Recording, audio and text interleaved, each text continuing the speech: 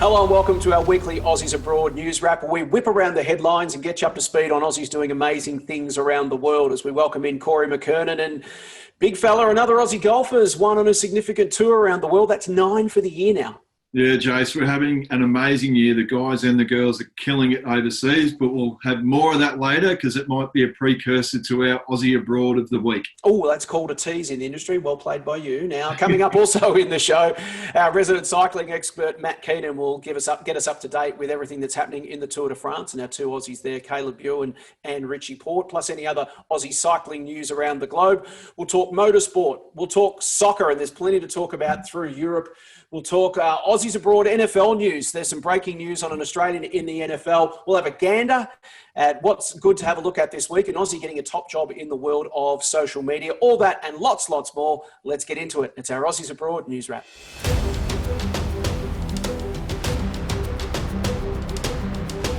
We'll begin this week's news wrap with motorsport, and we'll start at Monza. It was an action-packed weekend at the Theatre of Speed, and we'll start with Formula One and Daniel Ricciardo. That track is well suited to teams that generate raw straight line speed, such as his Renault. He qualified 7th after messing up his hot lap in Q3. He got away to a fantastic start, though. Blew past Bottas and Verstappen in that first lap. Got himself up in a 5th position before all hell broke loose. Lewis Hamilton looked to be cruising to an easy victory, but he actually pitted when the pit lane was closed. He copped a penalty that moved him from the front to the back of the field, and from there on it was game on.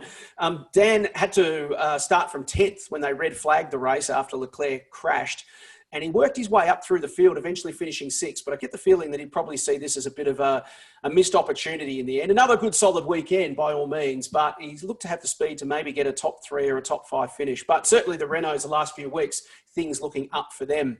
Meanwhile, in the Formula 3 Championship at Monza, it was an electrifying weekend of racing. Aussie Oscar Piastri started 7 points off the championship lead, but managed to hit the front by Saturday night. He actually came from 15th to 3rd in a brilliant drive on Saturday.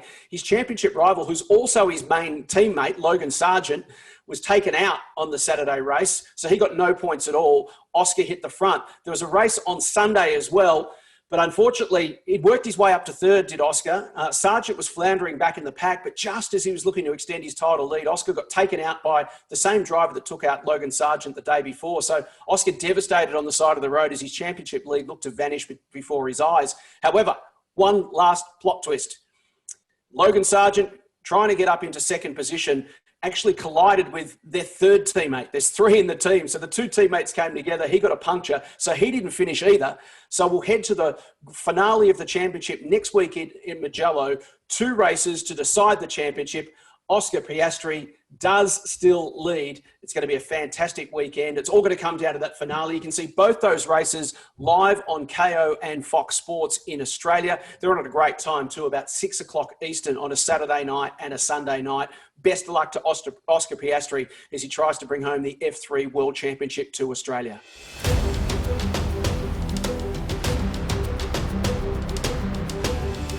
From 4 wheels to 2 wheels now, let's catch up with our Aussies Abroad resident cycling expert, Matt Keenan, who's been doing a superb job as always each and every night for SBS covering the Tour de France. Matty, great to see you. Likewise, it's good to be in the Australian time zone, and this is the rest day, so I've had a good sleep in, done the mulching in the garden, and it's nearly 6 o'clock local time, so I'm about to get on the bike in the garage and go for a ride. It's a very different Tour de France experience for you this year, isn't it? Totally different. Normally on the rest day, we could be driving 500 kilometres. One time we had to drive 800 Ks on the rest day, so Melbourne to Sydney. And I don't classify that, Jason. I don't know about you, but I don't classify that as a rest day. That doesn't sound too restful. Last time we spoke, we're a couple of stages into the race. We were hopeful that Caleb Ewan might have been in yellow early on. The cycling gods didn't see it that way, but he bounced back pretty well. He did. His stage victory into Sisteron was one of the classics for Caleb Ewan. It had all of his hallmark traits about it. We didn't see him until he was in the front, and that was with about 10 metres to go. He slid up the inside against the barricade. It was a last-ditch lunge to the line, but he knew he'd won about 10 metres, 15 metres before he'd actually gotten in front. You could just see that confidence about him. It was a fantastic win by Caleb. He was disappointed, as you mentioned, that he didn't get the jersey on the first day, but he bounced back. And now for him, the rest day is really important because Tuesday, back out on the road, it's a flat stage. It will be a windy stage. He'll be one of the favourites again, but he's going to need a really strong team around him early on. The last kilometre, he can take care of himself. It's the 160 or so before that. Yeah, just a minor detail they've got to get through. Richie Port, flying under the radar this year, but that could work to his advantage, couldn't it? It could very well do. And I was of the view coming into this that Richie, let's hope that he doesn't worry too much about a high placing overall. He's achieved that before. He's finished in 5th place. Let's hope that he goes and targets a stage victory. He's targeting the overall standings. He's well inside the top 10. He's riding brilliantly. So what do I know, Jason? He is riding as well as he's ridden in the past, and he's finished in 5th place. There's only one Aussie who has done better than that. And of course, that's Cadel Evans, who's won the race overall. And Richie made it pretty clear before the race got underway, he wasn't going to ride around anonymously because he was about to become a father for the second time. And that happened about 48, 72 hours ago. And he had a baby girl, Eloise. And on that same day, he got caught out on a windy section, a flat piece of road, and he conceded 1 minute and 21 seconds to his other rivals. So he'd be a lot closer if not for a tactical mistake as opposed to a physical mistake. He's in really good shape. And I think that extra motivation from missing the birth of his daughter will inspire him in the mountains in this next phase. Also interesting to see that he was suggesting this will be his last tour as a leader, and he's happy to become a super domestique down the track. Did that surprise you, or is that just the natural progression of where you think he's at as well? It didn't surprise me because of what we've seen happen with Chris Froome. So Chris Froome has signed with a new team for next year, Israel Startup Nation team. And every rumour that I'm hearing is about getting the old band back together. And the lead singer is Chris Froome and the backup vocals is Richie Port. We used to refer to them as Froomey and Roomy because they always shared the room together. And if Richie Port doesn't end up on the team with Chris Froome and trying to support him, I'll be really surprised. So for this stage of his career for Richie, why would he make that move? Because he's 35 years of age and riding in support of Chris Froome is really good superannuation. Mm-hmm. In addition to that, they're really good friends. They are super, super close. And Richie's really selfless. And he will have had as much satisfaction out of helping Chris Froome win the tours when they were teammates as he's gotten out of his own victories. And he's won the Tour Down Under, he's won Paris-Nice, he's won most of the really important one-week races in the world. But I think when Richie reflects on his career, a lot of the things that he'll be proudest of are the stuff that don't necessarily show up in the results sheet with his name next to it, but with the results of Chris Froome next to them. It's an amazingly selfless sport, cycling. It really is. Until you sort of get involved in it, you don't really fully appreciate just the sacrifice. How many events in the world, Matty, do you start that you'll race for 3 weeks and you know full well you're not going to win? That's not even the intention. It's amazing. Yeah, we always describe it, Jason, as a team sport where an individual wins. So when Cadel Evans won the Tour de France, there were 8 guys that we in Australia, we never talk about, but Cadel could not have won that tour without those 8 guys. They all sacrificed their own chances, whether it be for an individual stage victory or a stint in the King of the Mountains jersey, any little prize along the way. They put all that aside so Cadel could win. It is an individual sport, a team sport where individual wins. Speaking of teams, the Aussie team, Mitchell and Scott's had a great Tour de France so far. No Aussies riding in the team, but great to see an Aussie team doing so well. Yeah, they did really well for the first phase. They had 3 days with Adam Yates in the yellow jersey. And this was a team that said they weren't here to race for the yellow jersey. They were here to try and win stages. And now that they've had that stint in the yellow jersey, they can go hunting for the stage victories. I think Adam, he's now in 8th position overall. He needs to keep fighting, I think, and try and stay inside that top 10. Others like Esteban Chavez, who slipped down, he can go for stage wins. But their tour, no matter what happens from this point on, in my view, has been a success because that stint in yellow, it's the most distinctive and recognisable jersey in cycling.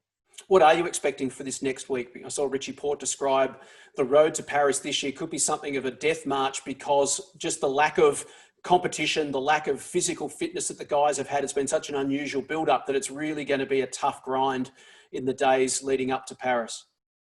Yeah, that is the unknown. It's the lack of the form guide, that lack of racing that Richie refers to.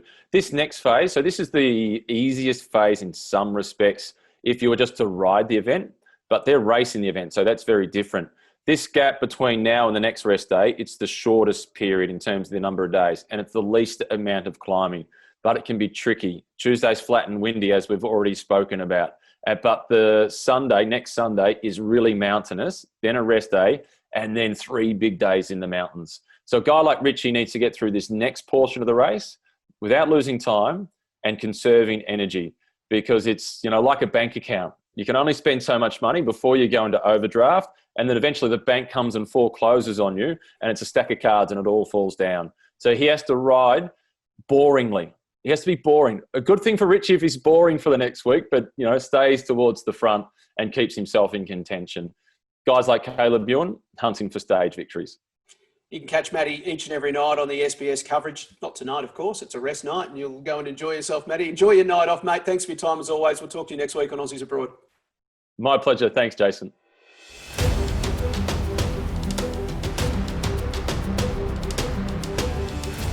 To the World Game now, Corey, and it was a really exciting, a milestone weekend with dozens of Aussie women playing in the big leagues in Europe. Well, it was, Jace. We had 8 Matildas that made their debut in the new FA Women's Super League. And Sam Kerr, well, she kicked it off. She scored her first goal of the season as Chelsea. They drew with my beloved Manchester United 1-1. Meanwhile, at Arsenal, we had Steph Catley and Caitlin Ford. They made their debut in an absolute 6-1 hiding of Reading. Steph started and she played 69 minutes in her first game since March, and she set up the Gunners' second goal while Caitlin then replaced her and provided an assist of her own. We move over to North London and we had Alana Kennedy made it a debut for Spurs in Spurs' 1-1 draw with West Ham, while Mackenzie Arnold was joined on the pitch by Emily Van Egmond in the 54th minute for the Hammers. Yeah, it's fantastic to see 36 current and future Matildas playing club football now in Europe, which really augurs well for the World Cup coming up in Australia in a couple of years' time. Certainly is, JC. I mean, with that much experience and getting exposure in the Premier League against the best, it can only help us at the World Cup. Some exciting news too, also, Corey, on the men's side of the game with Harry Kewell, who we'll talk about a little bit more in a moment, who's going to be coaching the League 2 Oldham Athletic team, actually picking up an Australian player. It's George Blackwood, the 23-year-old Sydney-sider. He signed with Oldham Athletic. He signed a 2-year deal. He's played with Adelaide United in the A-League. He's represented Australia at under 20 and under 23 level. And as we'll discuss in depth in our Aussies Abroad football special at Premiers this week, Corey, this is the knock-on effect of having Aussie managers that spread their wings and go and coach on the world stage, because what will end up happening is Aussie players will also get the opportunity to play abroad as a result of that. Well, it's not only the opportunities, Jace, but yeah, just to have a fellow Aussie abroad that can show them the ropes, it can only help their performance overseas. It's just a natural thing, as it happens in sports all over the world. The Aussie coaches are obviously familiar with the Aussie players. They watch them, they follow them. They have a great recruiting network back here in Australia, and they're comfortable bringing Australians over, often at a bargain price, someone who they know can impact their team and make a difference straight away. And further to that, Tony Popovic is officially signed as the coach of Greek second division club Xanthi, and he takes with him Zelko Kalak as his keeping coach and Arthur Dials, who's also worked with him previously. That club owned by Bill Pappas, who owns Sydney Olympic. So there are 4 Aussies involved in that club over in Greece as well. So every chance there's opportunities for Aussie players to get over there and play in the Greek league in the future. So join us this week if you're a fan of the World Game for our Aussies Abroad football special starring Socceroo Matt Ryan, who's the only Aussie to start this year's Men's Premier League season out on the pitch. Daniel Garb, our resident football expert, is going to talk us through Aussie men and women doing amazing things all around the world. Plus, he's got some fantastic little anecdotes of his own from his own personal Aussies Abroad journey.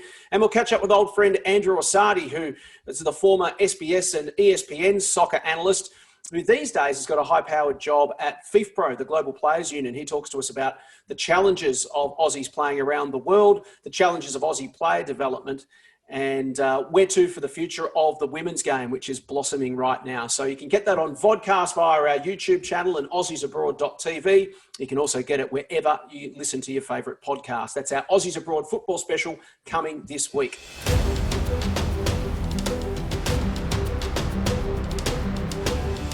To NFL now, and some breaking news out of Detroit with Aussie punter Aaron Sipos cut by the Detroit Lions this week. He's been in a competition with American punter Jack Fox to get that one spot. And Corey, that's basically the way this process works. It's a cutthroat nature of the NFL. You come in, you compete for a job. If you don't get the job, you jump onto the merry-go-round, you head off to other clubs and try to land a gig somewhere else. And Jace, that process, it never really ends. Right throughout the season, players can be cut at any time. You can have a job 1 minute, next minute you're injured or have a poor game. It's just endless. And look, as we saw probably a few years ago, I know Ben Graham, the year that he ended up in the Super Bowl, he basically played for 3 or 4 teams that year. So it just shows you the journey that these guys go on at the highs and lows. Yeah, Ben actually, I think, got cut something like 4 times in the space of a couple of months. And a month later, he was playing in the Super Bowl. It just really did show the crazy roller coaster that is the world of NFL punting. We actually caught up with Aaron in Detroit a couple of weeks ago. He's fully prepared for this eventuality. Here's what he had to say. I guess for me over these next few weeks as well, it's like it's not only is an opportunity to try and make the list as a Detroit Lion, but it's an opportunity to try and make a list on 31 other teams that potentially may need someone. So that's what the NFL is about too. It's not, once you miss out on the opportunity at one team, that's kind of it. You still may get an opportunity elsewhere, but that's why you just want to make every opportunity count wherever that may be. And to celebrate the arrival of the new NFL season next week, we're going to have a special Aussies Abroad NFL special coming your way next week as a podcast and a vodcast. We're going to focus on Aussie stars, the up-and-coming prospects in college football, the cutthroat world of NFL, how it all works behind the scenes. Corey, it is a fascinating world. It's glitzy, it's glamorous, but it's also brutal. Yeah, you're 100% right. I think for every success story out there, I think, for a lot of Australians out there to really know the backstory about what goes on, we'll hear from the guys who make it all happen. Yeah, some fantastic guests lined up, both on and off the field, who can give us some great insights into the world of NFL through some Australian eyes. So don't miss that. That's coming up next week, our Aussies Abroad NFL special on vodcast and podcast.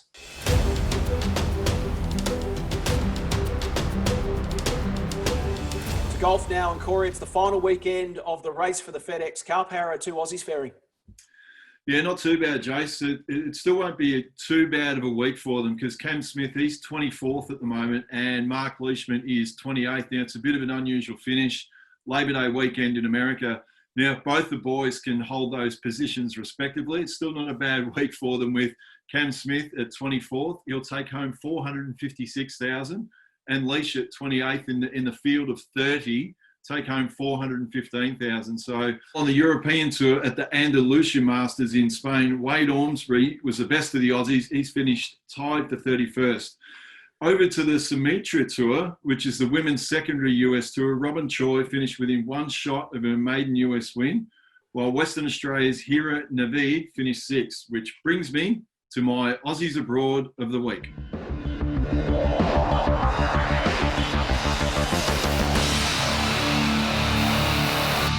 Now, Aussie Abroad of the week is Brett Druitt, who landed his first US professional victory over the weekend, where he took out the Lincoln Land Championship for his first Corn Ferry Tour title. He grew up in a pig farm in the township of Inverell in northern New South Wales. But in 2012, he was on a drive to Sydney with his coach and was involved in a head-on collision that almost claimed his life. He's been on a steady rise, and the 29-year-old has earned a tidy $108,000, and more importantly, he's jumped from 73rd to 18th in the points race for the PGA Tour cards. Yeah, he's been on a steady rise, hasn't he? He last played regularly on the PGA Tour in 2017. He's one of just 6 players who have played in all 19 Corn Ferry Tour events. Of course, that's the secondary tour in the US this season. But Corey's only made 6 cuts and 2 top 10 finishes. They were way back in February, and he's had just 1 top 40 finish in the last 13 weeks. So it's been a really hard road for him, but it just sort of shows the mental strength and the resilience you've got to have to just keep grinding, because you never know when it's going to turn. Yeah, you love to hear stories like that, Jace, where it sounds like it's been a big, tough grind. And I'm sure I did see him drinking a can of Bud Light, and it was well and truly deserved. Yeah, he won on Father's Day back here in Australia, which is special for him. He's got an 18-month-old son, Brady, and he managed to jump on the line and FaceTime with Brady and his partner soon after his win.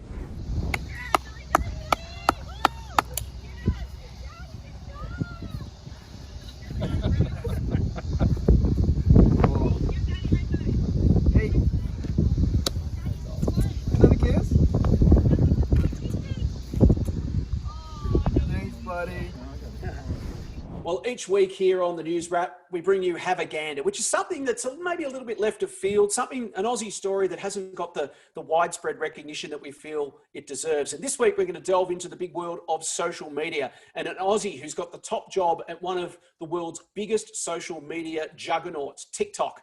Congratulations to Australia's Vanessa Pappas, who has taken over as the interim CEO of TikTok worldwide. Now, Vanessa's been the GM of the US branch of the company since January of 2019. She previously led the Australia and New Zealand operations. And like every trailblazing Aussie around the world, Vanessa's success will open the door for future Aussies to follow. So we wish Vanessa and her team all the best for this exciting new chapter. Well, that's it for our Aussies Abroad news wrap. For all the latest news, scores, updates and profiles, you can follow us on social media and subscribe to us at our Aussies Abroad YouTube channel. And don't forget, this week, premiering our Aussies Abroad football special starring Matt Ryan, Daniel Gard and Andrew Orsatti. Head to aussiesabroad.tv for more. Or you can listen in as a podcast on Spotify, iTunes, Google Podcasts, or wherever you listen to your favourite pod. Thanks for your company this week. Good luck to all our Aussies doing amazing things around the world. And we'll catch you next time on Aussies Abroad.